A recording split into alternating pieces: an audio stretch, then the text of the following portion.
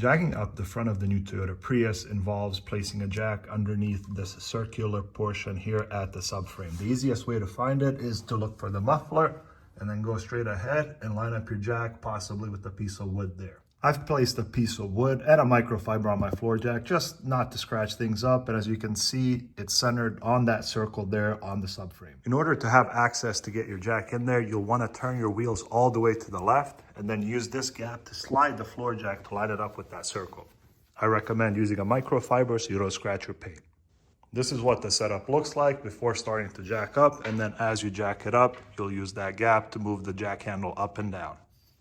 Once you get it far up off the ground that you can put jack stands under it, you look here for this jack stand post and place the jack stand into position. On the back side of the car, you look for this point coming right off the rear subframe that's beside the exhaust pipe, and you can jack up the whole rear of the car from there. Once you have the car jacked up, you'll want to take jack stands and place them at the jack points back here and then lower them on there.